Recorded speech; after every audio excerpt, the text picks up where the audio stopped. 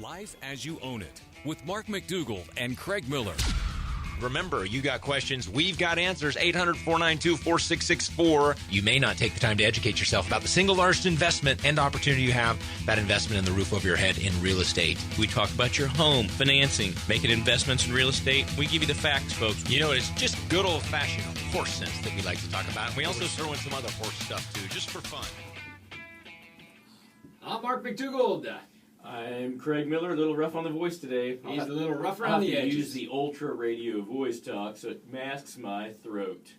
It's masking a whole lot of things when you go deep with that with the bass there. Masking a lot, my friend. If you're checking us out for the first time, we are Life as You Own It. What is it? I don't know. It's masking stuff. Here. We're Life as You Own It. We're the roof over your head show. Everything that falls under the big roof. That roof that protects you. That roof that helps you create memories with your family and loved ones. That roof that is actually an investment if you're a homeowner. If you're a renter, well, it's someone else's investment. But we want to make sure that you've got all your bases covered and you do it in a fashion that helps you get ahead.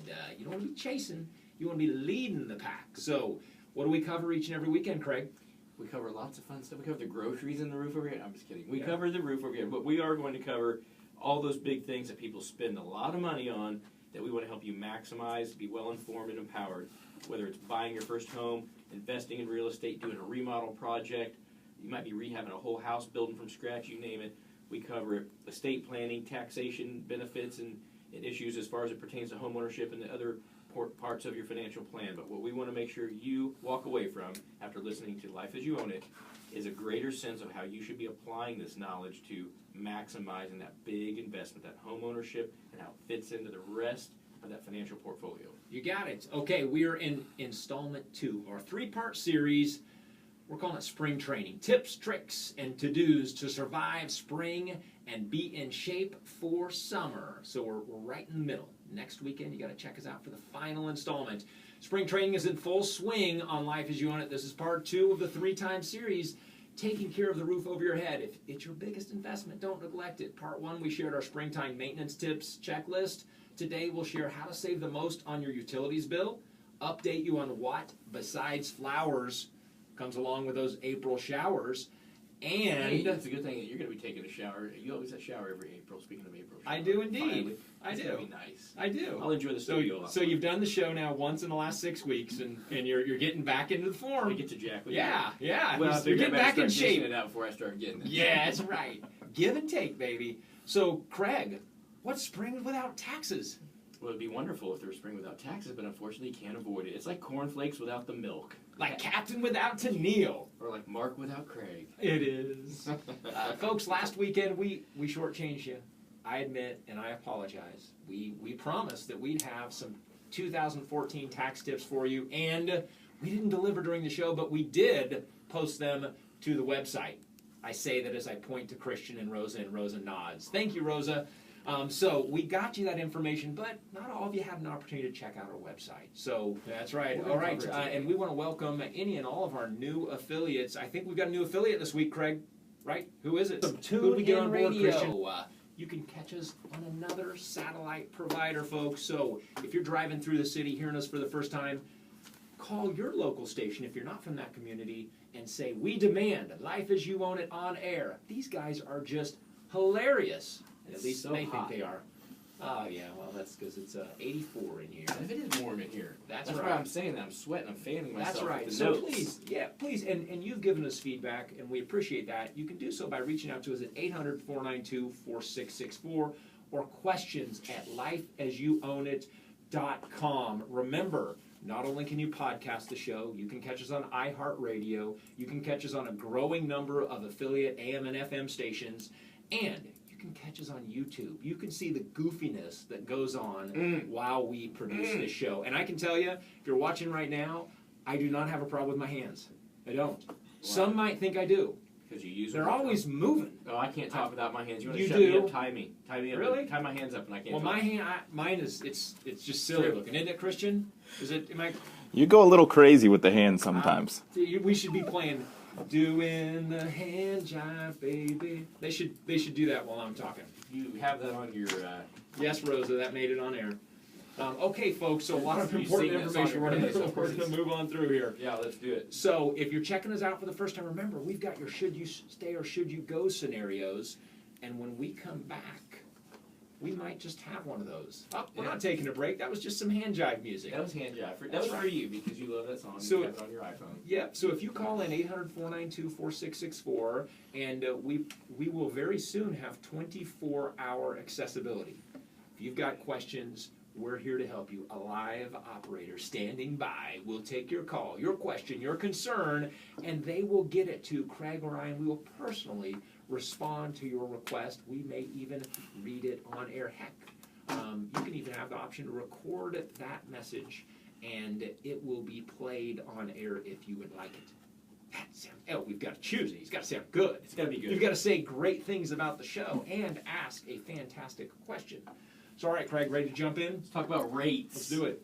As we do every week, folks, we're going to bring you the rates. We're going to tell you where they were last week, where they were over this past week, the week before last, I should say, this past week, and then also where we think they're going.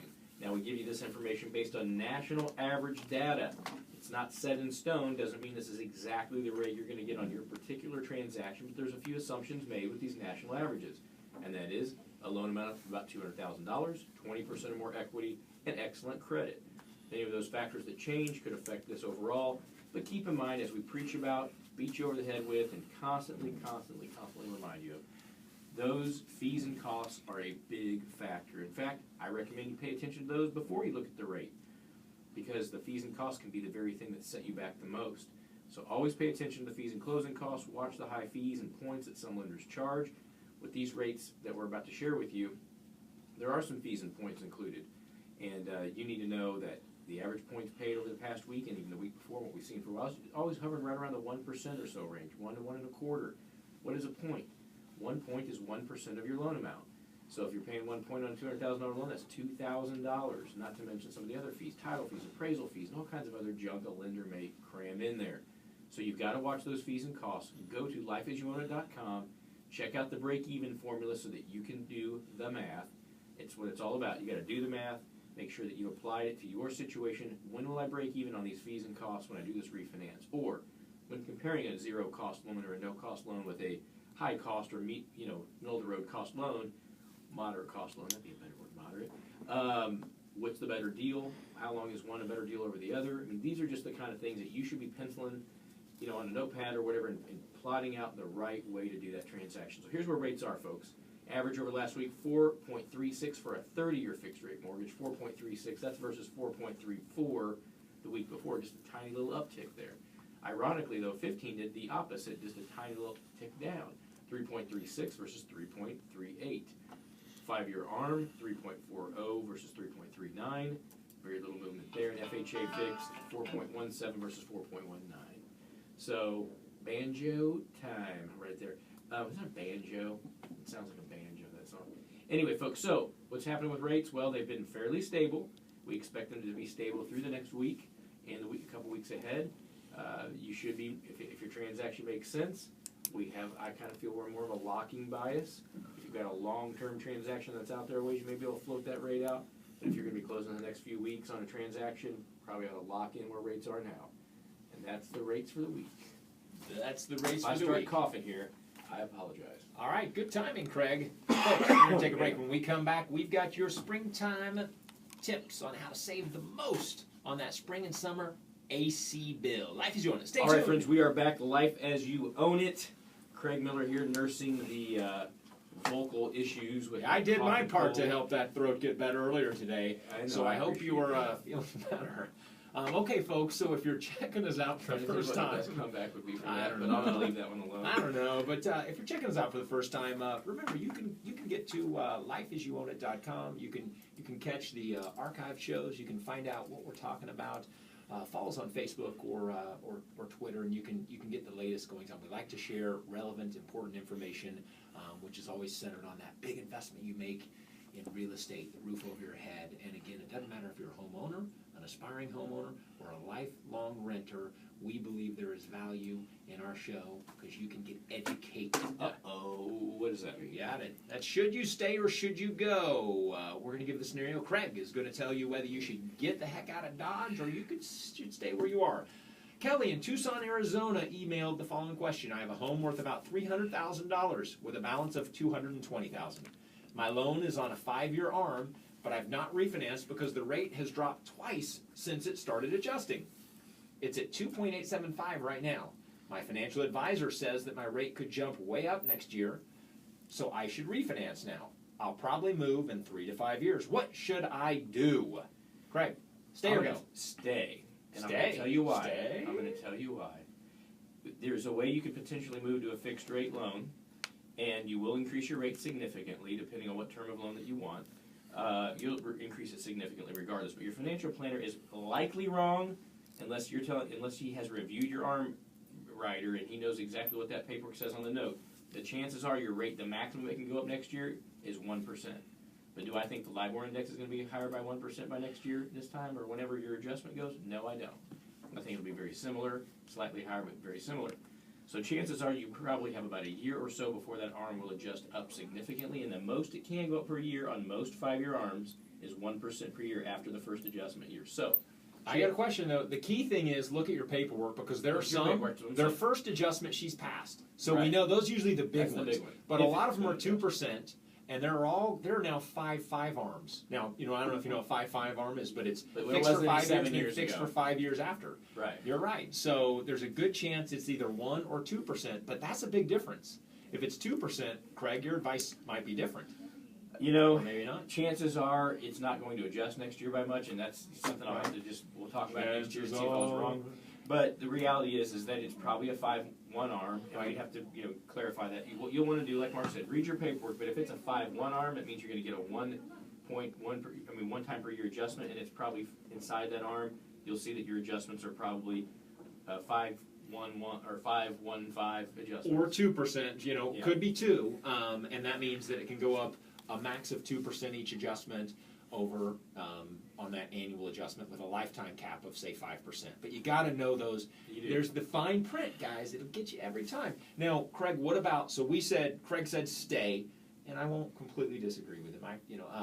Because I'm a little he's bit got more of a good point. gambler on this, but I just think that it'll take her about 2.5 to 3 years before she could even get to what rate she'd take today. Only thing I'd say, what's the going rate on a 5-1 arm as a no cost? Well, we could look at that, but it's hard to get a no-cost 5-1 arm. There's no margin in there. 220. I don't know. It's Yeah, okay. it's going close, to be it's tough. close. It's So, going to be tough. Probably the gonna short be in the answer low is to mid-threes. all right. Short answer is stay. Our deliberating here is that you got to investigate it because you may have an option that's a no cost arm if it can be done. That's a hedge. You may take 3.5%, but you're extending out an extra 4.5 years over what you got left. So, all right, Craig. Good stuff, my friend. You okay over there? I'm Rubbing the injury, just working the old the old bicep. out. reattached tendon. here. All right. Okay, folks. You ready, Craig? We got some. We're Yes. gonna tell them how to save some money on their utilities bill. Let's wanna do do it. that? Let's talk about saving some bucks. Utilities. Okay, folks. As we know, when summer rolls around, it gets kind of pricey. That electricity bill goes up through the roof because you like to keep it nice and cool. Well, we've got some tips for you how you can save the most money this summer. Number 1, update the air conditioning unit. Whether it's a window unit and you can get a much more efficient window unit, or whether it is just updating, tuning up, or getting a more efficient new model of your whole house air conditioning, your HVAC, you should consider doing it now because summer is coming. Also make sure that you replace those filters, get a tune-up, make sure it's operating most efficiently. Number 2, alternate methods of cooking. I like this, Craig. In your lifestyle, what things do you alternate as it relates to cooking? The types of pots and pans I use. For There you go. No, I do a lot of cooking actually, Yeah, Mark. As cook you know, out. I like to cook and Yeah, cook outside. It's summer. Or spring now. Go outside, cook outside. Save on that bill. When you're cooking in the oven, doing things inside, it is going to raise the temperature of your house. So consider doing a little grilling out, especially while it's springtime here, a little bit cooler. Automate your thermostat. Folks, get it adjusted so whenever at a certain time in the morning and in the evening, it kicks to its most efficient mode. I would suggest, obviously, in the evening when it's a little bit cooler anyway, make sure that you take that thing and you just set it up a few degrees, maybe set it around 72 where you're comfortable, and when you're gone Ooh, for I'd the be day, sweating in there if it was. possibly, you're right, when you're gone for the day, ratchet that sucker up. Take it up to 78 when you're gone. Same on weekends. When you're out of the house, set it on a standard. You can always override it, but save yourself a few bucks. Number 4, keep the hot sun out of your home. This is one we give each and every year. Keep those blinds closed. That radiant heat, you're going to be cooking, basting like a turkey in that house. Get the blinds closed. Keep the direct sunlight out of the house. You'd be amazed at how many degrees this will knock off. Number 5, Craig, what is it? Give your air conditioning a break. Use your ceiling fans, or even you can use a box fan or other type of fan, but use ceiling fans to move air around in your home instead of air conditioning. That can give you a much needed break to the old air conditioning unit. You'll save energy and cool your space down for less money with the use of an oscillating room fan or, again, ceiling fan. So, All right, number 6, take cooler and shorter showers. Want to save a few bucks? Take a shorter shower. Also take a cooler. Who wants to get out of the shower? It's 80 degrees. It's 95, 100 degrees out soon. You really want to take a hot shower? Get all steamy. I and like then to take a hot shower. Okay. All right, number 7, Craig. Just getting you in the shower to take a shower like we talked about earlier. Is I know. I'm sorry. It's my Scottish heritage. Number 7, yeah, exactly. Install more energy-efficient light bulbs. You can change out your current incandescent bulbs to more efficient ones. Just ask Al Gore. For example, compact fluorescent bulbs use less energy, and as well as they emit a little bit brighter light. So they last longer, therefore need to be replaced less often. They'll save you some bucks. And they often put off less heat also. Yeah. And number 8, have your air condition, as we mentioned, our unit serviced regularly. Not just that initial filters. When you're blasting that sucker all through the spring and summer, get those filters clean so it can operate most efficiently. Number 9, Craig. Ensure your air conditioning pipes are sealed.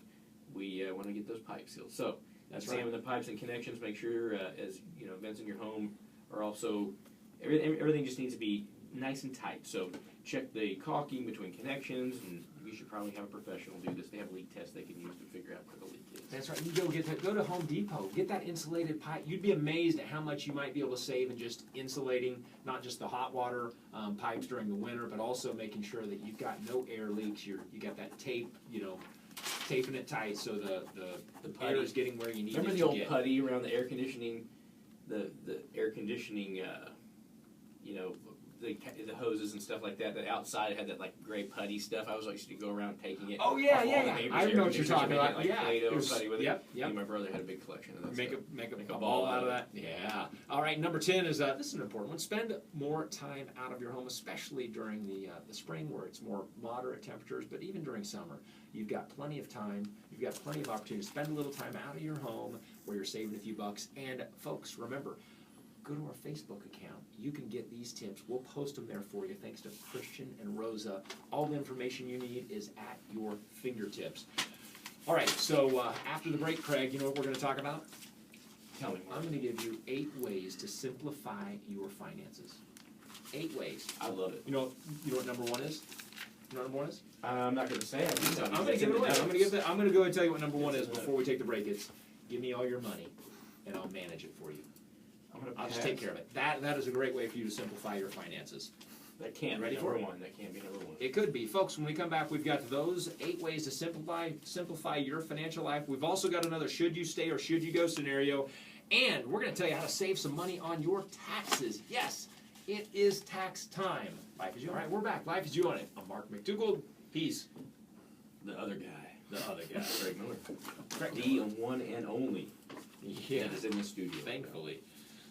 All right, folks. So before we took the break, we were sharing with you some ways to save on that spring and summer utility bill. And now we're going to jump in with some. You want to do some tax saving tips? Is that what you're going to do? I thought you said maximize Tax retirement savings accounts. Are you trying tips. to trick people from what you tell them we're going to do? Or 8 ways to simplify your finances. Let's go that route. All That's what right, you let's said. do it, okay. Let's stick to our word. Okay, so number 1 is, and this information is from actually LinkedIn this morning. Got a nice little fresh information from David Dedman.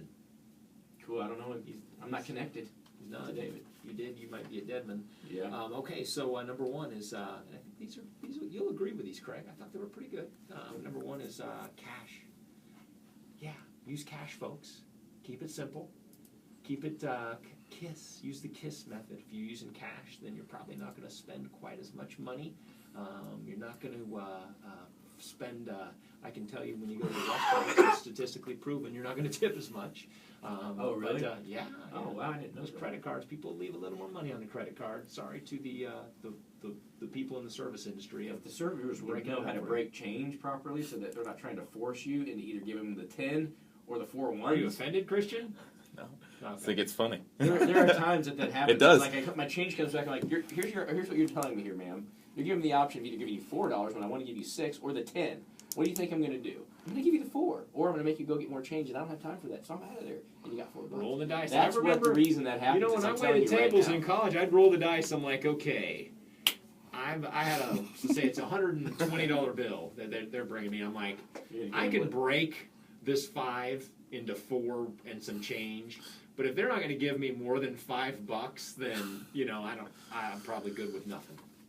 Wow. So I'd give the 5. I'm like, you know what? It's a big tab. I'd roll the dice. You're a daredevil. And you know what? I won, baby. Okay, so number 1, use cash. Number 2, if you're going to use credit cards, don't use more than 2. Keep it simple, folks. Get multiple credit cards. You might miss a payment on one. Next thing you know, all the interest rates are going up on all of them. Don't worry, folks. Those reward points you get on all of them, maximize 1 or 2 cards. Use those. Use them wisely. Keep the balances low on them. Pay them off each month, but keep it simple. Number 3, Craig, what is it? Automate. Automate. There's an 80s song, I think, that has that in there. I don't know. Automatic. Anyway, let's start with direct deposit. See, I do this, and I enjoy it, but all my stuff's automated as far as bill pay. But your check, your paychecks, of course, have those automatically deposited. You don't have to worry about going to the bank on payday, staying in line with everybody else that's there on payday. Also, if you automate your bills, set up automatic bill pay. Most banks offer this now with no charge. Works great when you have recurring bills. You get your mortgage payment, your car payments, even setting up your payee information for like a utility company is great because then you can log in real quick. When you get your bill, you just plug in the number, hit pay, and you're set. So it saves on writing checks. You don't have to worry about getting lost in the mail, except if your bank loses it in the mail. But whatever the case, you can set it up that way. It's a great way to go. And I recommend as you automate those, also sit down once a month and do them all at once. And I think it's a great suggestion. Do it in a batch, so that way you're not feeling like constantly every month you're paying a bunch of bills. And that way also there's less chance one will slip through the cracks. Number 5, choose one financial institution. I like this. If you've got 2 or 3 or 4 banks, maybe because Craig got the free toaster and he opened up an account there. You got the silver dollar collection from 5 states, and you open them up there, and next thing you know, you got $295 in one account. Didn't you tell me you got a Main sequin to account, tube top one time from one of the a banks? sequin tube top. Yeah. Yeah, it was the Bank of Craig Miller. You know what? They forced me to model it after I made my deposit, but it was It was awkward kind of a weird deal, altogether. but that was what you got for your Yeah, gift. I did. I like it. But so choose one, folks. Keep it simple. You can draw money out of an ATM anywhere, but no sense in having multiple accounts. Consolidate those down. Number 6, Craig. Number 6, go paperless. Novel Now, concept. I'm going to say that I could try to go paperless on a number of things. There are certain things I like to still have that old paper. But if you want to get, and I resisted most of the paperless thing for as long as I could. There are certain things that I still want to hold on to. Otherwise, though, if you can go paperless, you're not only helping the environment, you're saving up a lot of clutter. You know how it is when you get a lot of bills, you get a lot of paperwork. Before you know it, you made a little stack on your countertop that you need to start siphoning through and get rid of it. Sifting through it, I should say. But anyway, that's what you want to do. And then if you go paperless, it's also easier to organize it in your computer system. You can go through and look at everything online and check it out. All right, folks, consolidate your debt. Now, don't do this through a credit card loan. Consider doing this through either potentially a consumer loan if it has attractive rates at your credit union, or if it makes sense to utilize some of that home equity with a responsible mortgage plan. You may come ahead by consolidating those high interest rate credit card debts, potentially the student loans, et cetera, into an overall lower effective interest rate and overall cash flow payment for you. So I say those two as in interest rate's important, cash flow's important, but don't confuse one with the other. Sometimes people fall for the low payment, pay a big premium for it. Other times people get so hung up on the interest rate that they put themselves in a payment that may be something that they can't afford. So, number 9, Craig. Number 8. Number 8. Actually, Number try to 9 trick would have me. been a bonus This one. is only Okay, number 8, consolidate investments and investment accounts. So think about just having one account with a really good advisor that you trust, that you like, that you have a good relationship with. If you got your stuff spread out a little bit too much, pick the one advisor that can do what you need done and you have a good relationship with, and consolidate into one investment account. Makes it easier at tax time, makes it easier to manage.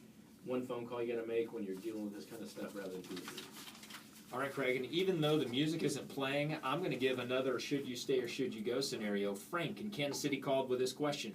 Selling 2 investment properties right now. I plan to buy another investment property, maybe 2 or 3. I'm having trouble finding the right investments. Is it true I can avoid income taxes when I sell if I put the money on the sale of the current properties in an escrow account? Maybe. We'll be answering that when we get back, folks. Life as you own it, stay tuned. All right, folks, we are back. Life as you own it. We're about to get into a little should you stay or should you go answer, but we're going to reread the question, I think, for the listeners' sake. They're like, wait a minute, after all those great commercials, I forgot what was going on with Frank. So Yes, Frank. All right, Frank in Kansas City, Kansas called with this question. I am selling 2 investment properties right now. I plan to buy another investment property and maybe 2 or 3. I'm having trouble finding the right investments. Is it true that I can avoid income taxes when I sell if I put the money from the sale of the current properties in an escrow account until I find the new properties? Well, the answer, we can't really give a stay or go on this. The answer is go. Yes, you can. We'll go with that. Yes, you can avoid income taxes on those investment property sales by putting the money into an escrow account. Not just any escrow account. You need to do what's called a 1031 escrow exchange. Typically, not every title company out there specializes in doing these. You're going to need to find a company that does 1031 exchanges. When you do consummate the sale and you're at that closing and those funds are now available because they have been theoretically paid to you, you do not take any of that money into your hands, Frank. You put the title company maintains it. They put it into usually an interest-bearing escrow account. They hold it there until you make the purchases on the new properties. And at closing, they wire the money directly to the other title company or the buyer, or the sellers or whatever, and then your money never changed hands into your hands. You cannot receive the money, or else it's going to be taxed. So you have 6 months to do that. 180 days to do a 1031 exchange. So you don't have forever buying those properties. I know it's tough out there sometimes, but yes, Frank, your answer is you will save on those taxes. Hey, and give you a little bonus tip here, folks, or not a tip. I'm going to give you some bonus material here that you can find on the website. Go to Life as You Own It, and I will have directly to the Q&A section of the IRS, actually it's FEA, Federation of Exchange Accommodators. Those guys, The Federation those of silly Exchange guys. Accommodators. There's a fantastic FAQ section that will ensure that you understand IRS code 1031. 1031, that's the one. 1031, baby. All right, Craig. Flight 1031. You ready? Kansas City, Kansas. Okay, yes. Okay, What are we doing? that's a good question. Let's talk about the, we're get into the maximizing your retirement accounts. It's time, folks. Want to make sure that you are doing your best to save. It's not retirement accounts. No, That's it's close. retirement You're reading accounts. number 1. You've said it twice now. I know, I'm sorry. We're not talking about maximizing retirement accounts, but we are talking about maximizing your retirement accounts. We are. Through tax. In the context of saving some money on your taxes. So, Sorry I'm doing as that. Greg keeps... Do you? Okay, folks, For so once. as we said, maximize those retirement accounts during the tax year 2013. That's the year you're going to be filing your taxes for here pretty soon by April 15th. Qualified individuals ages 49 and under could contribute and still can up to $17,500 into a 401k or 403b and $5,500 into an IRA. So, and qualified individuals 50 or older can contribute $23,000 into that 401k and $6,500 into an IRA. So that means qualified people can defer taxes on $23,000 to $29,500 of their income, depending on their age. And as you can imagine, that could be a pretty sizable tax savings. Now, folks, the situation is you've got till April 15th to retroactively make those contributions. So again, you can retroactively make those contributions. It's not too late, but get on the stick. It's a great way to save some money on taxes. All right, consider a traditional versus a Roth IRA. Again, you have the opportunity till up to April 15th, 2014, i.e. the time you got to file those taxes to make those retroactive contributions. Number 3 is maximize your health savings account. You've still got till April 15th, 2014 to make the contributions, and you can contribute up to $32.50 if you are 54 years or under, or if you are over 54, you can do up to $64.50 into a family plan HSA. I'm sorry, as an individual, jacking that up. It's okay. Keep jacking it up. We like it. The listeners get it. You're saying it right. It's okay. I am? Yeah. Actually, No, I'm no, not. no, no, no. No, I'm not. It's Now an we're really individual not. is $32.50 and a family is $64.50. Not an old friggin' person. Ages 54 or under in a high deductible health plan.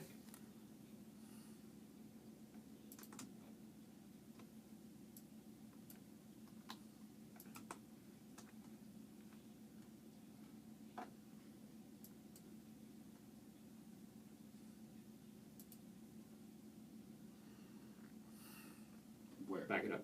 So you've got till April 15th, 2004. Right there? Yep. Okay. So you'll start with to make a contribution.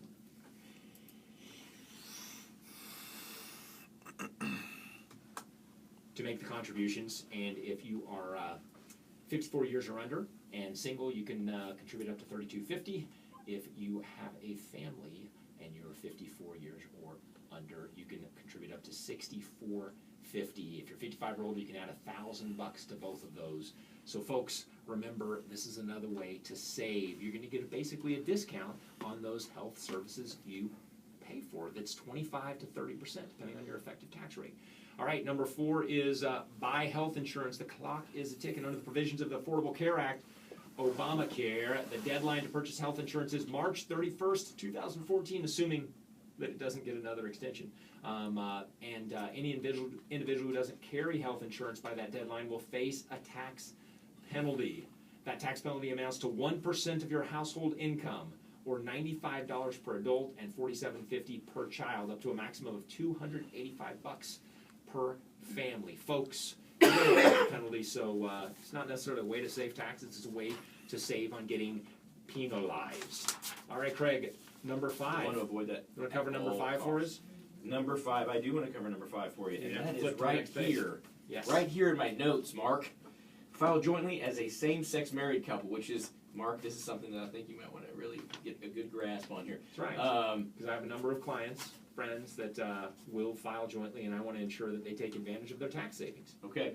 Well, in June of 2013, the U.S. Supreme Court struck down the Federal Defense of Marriage Act, and much to Mark's excitement, I'm sorry, I screwed We this probably up. got to back We this up. we gotta back yeah, up yeah. here. Don't make me read this one, because that's BS. I'll do it. Okay. Jeez. I don't even believe in it, so I'm out on it. I don't want to be the guy reading So this. back up to the beginning of the, whenever I said Craig, I'll do it. Back it up. Yeah, back it up.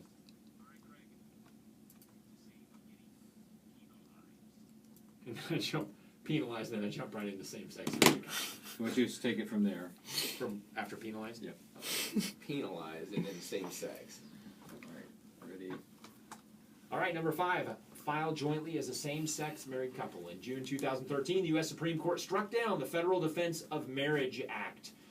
So, you can save some money. You now get the benefits that married filers achieve, and that just began this year. So, take advantage of that tax deductibility if you are a same-sex married couple. Number 6, claim a home office deduction. Now, make sure, folks, you have a legitimate home office, but starting January 2013, the process to do so became a heck of a lot easier. Qualified freelancers, contractors, and business owners can now claim a flat home office deduction of $5 per square foot up to a maximum of 300 square feet. In previous years, you had to maintain actual records of the cost of maintaining that home office space. Employees who work from home can also claim the deduction if they exclusively use the space for the convenience of their employer. In other words, you have a home office, your employer requests that you work there, it's not for the convenience of you. A little clarification there, folks. When we come back, we've got a couple other savings tips that you're going to want to pay attention to. Life as you own it. All right, Stay friends, tuned. we are back. Sweet child, hours. We are going to wrap up the Life as You Own It show right y'all with a couple more tax saving tips for you. Brought to you by Mark the Animal McDougal. His middle initial is A, so that stands for animal. That's right. Animal, yes. That's right. Let's make sure that's clear. Okay, folks, we've got a couple more for you. Number 7 is write off your state and local sales tax. Do you itemize your taxes? If so, you have the choice between writing off your state and local income taxes or the sum total of the state and local sales taxes that you paid in 2013. Talk to your CPA to decide which of these two options will give you a larger deduction. And number 8 is deduct the cost of moving to your new job. If you accepted a new job in 2013, congratulations. If you're like many Americans, you might have needed to move more than 50 miles from your previous home in order to accept this new position. That means the cost of moving may be tax deductible. If you drove your car, for example, to your new town or city, you can deduct 24 cents per mile plus parking and tolls. If you flew, you can deduct the cost of airfare and lodging while traveling from your former home to your new one. 2 other items of good news. This tax deduction is available to people who claim the standard deduction, who don't itemize, and it's also available to self-employed individuals who move to a new location to run their business. Nice. All right, one other thing that I'll mention is it kind of reminds me of if you're moving more than 50 miles is also, most of you may know that if you own a home and you have a gain, if you're single, of up to $250,000 in gain on that investment. So that means you bought it for $250,000 and you made no improvements to it and sold it for up to $500,000. Doesn't matter what you owe on it when you sell it, but you up to $500,000, you would pay no taxes on that gain. If you're married, you could sell that sucker for up to $750,000 and pay no taxes on that gain. Now, some people get a little caught up when they're moving more than 50 miles for a job or a life circumstance, and they think, I'm going to wait to market my house because I won't get the full, I'll be taxed. I'll have to pay capital gains. 1, determine the amount. 2, understand that it's prorated. This is a little piece your mortgage planner should know. So if you were there 12 of the 24 months, that means if you had a gain of $125,000 filing single or $250,000 filing joint, you're good to go. Hopefully that makes sense, but the bottom line is speak with a certified mortgage planner because they can educate you. And you just like broke I the world educated you. record on ignoring the should you stay or should you go I did, calling. didn't I? So, But how could I stop that complex that and was deep such thought? an amazing speech, Mark. I thought the music was just, Winston cheering me Churchill, along. eat your heart out, baby. Okay, let's That's roll. right. All Let's right. roll with okay. David in Chicago, Illinois emailed the following question. Hey guys, great show. You get to answer it this time, Mark. All right. Here's my situation. I own an older home that is worth about $250,000, and I only owe about $40,000. I was approached by a person looking for a home like mine, and they made an offer of $250,000. I've been wanting to buy a newer home anyway because I feel like I'm rebuilding this place bit by bit all the time. Should I sell, put all my equity down on a new home for the lowest payment, or keep a lot of the money and put down a smaller down payment? I will buy a home in the $300,000 to $350,000 range. Mark, All right. should you stay or go? Go. Sell that home. And second part is put a modest amount down in a payment that you can afford and still have that cash reserve cushion working harder for you ideally in the market. That's right. I agree You agree? 100%. Yes, I knew I could get one right. Like when you agree? Yeah, I do. All right, When you folks. agree. It's been another fantastic installment, at least we think, of Life as You Own It. If you're checking us out for the first time, we hope you enjoyed the show. We encourage you, wherever you are, you can check us out via podcast. You can go to iTunes. You can go really to- check us out on you go to YouTube. iHeartRadio. You can go to YouTube, and you can also go to our newest affiliate, TuneIn Radio. TuneIn Radio. So we got you covered, and we hope that you tune in next weekend. Life as You Own It. Remember to Stay classy, baby.